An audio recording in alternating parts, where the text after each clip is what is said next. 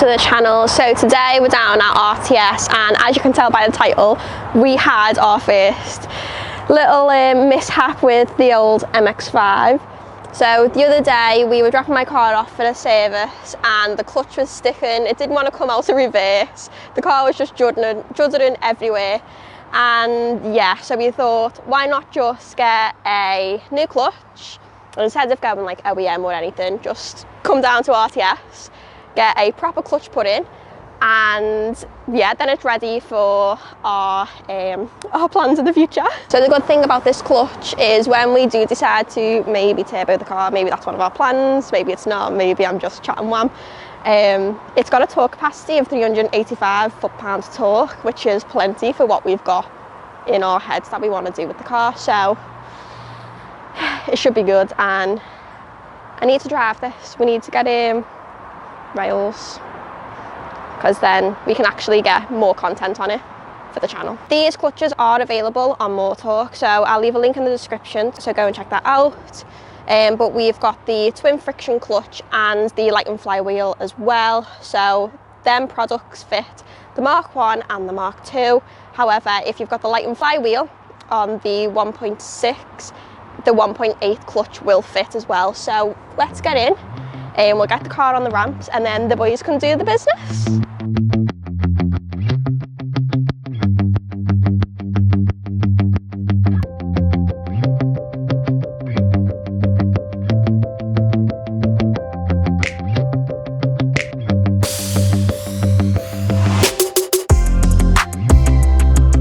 Basically, this is just going to be your rivets going in. So once you do these, this holds this plate to that plate.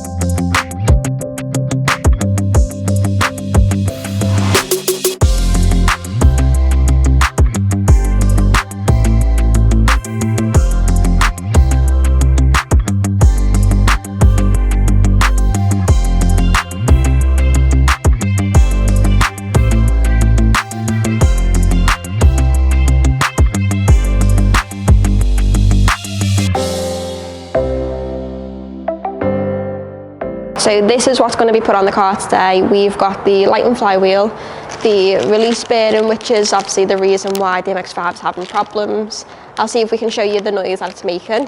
The clutch plate and also the pressure plate. The light and flywheel is made of like tough steel, so it'll obviously reduce like heat pressure and all that palaver. But yeah, so Chris, who's the mechanic, is going to put all of these on the car, and then we'll see how it compares to the standard clutch.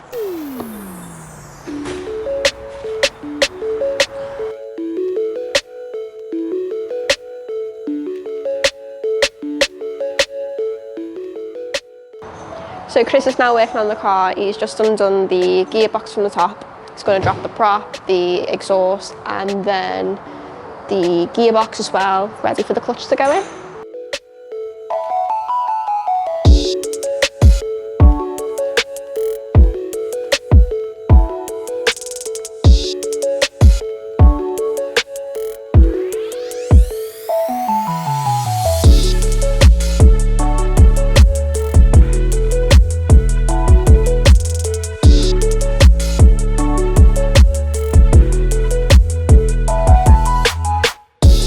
So Chris is just getting ready to drop the gearbox. Everything else that I mentioned before is being dropped.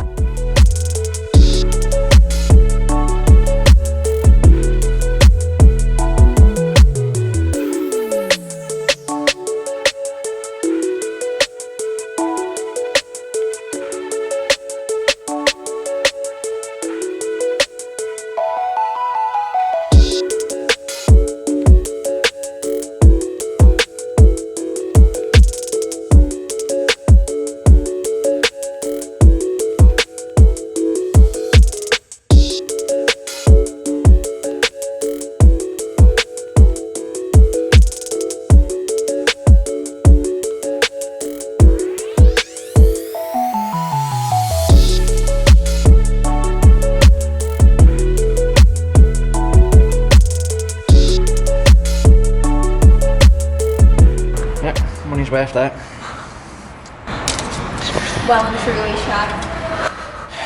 Granny shifting, double clutching. And the spring's failing.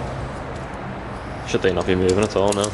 Should have a little bit of movement. The flywheel's off. The light and flywheel's going back on now, and then after that is the pressure plate and the clutch plate. Put them both together to make sure you can get it through the hole of some sort. What's the hole called? Yeah, make sure you get the input shaft through the centre of the clutch so it's all lined up correctly. That's the one. And then what's going in next? The gearbox and everything else? New release bearing. New release bearing, gearbox, and then Put it back together. putting it back. It's like a bloody Lego, isn't it? I mean, it might be for me, but not for you.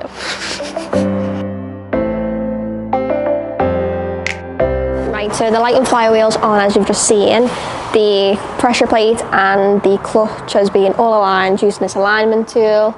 This probably saves him a good, 10 minutes?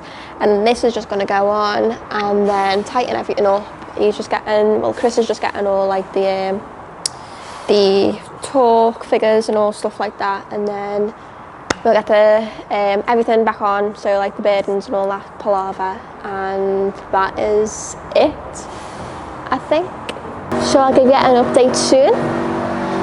Oh, thought I was going to hit my head on that then.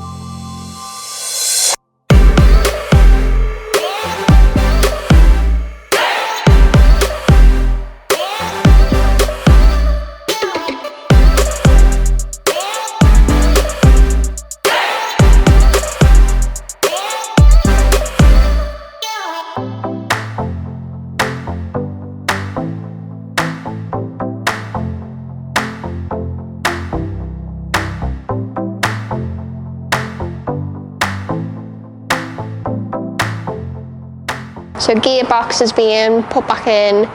Next is the prop shaft. That needs to go back in and all tightens up and all that palaver.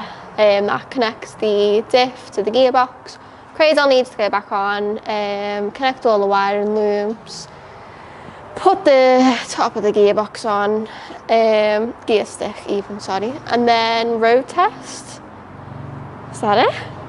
So Chris is on the final stages, so it's just the exhaust that needs to go back on now.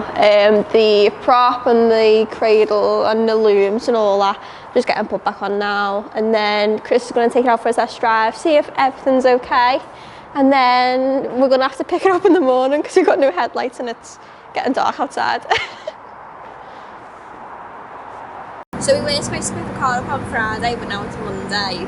So what's happened over the weekend is the sleeve and master cylinder has broke due to age-related issues. That's all being fixed now. The guys at RTS have also fixed that as well.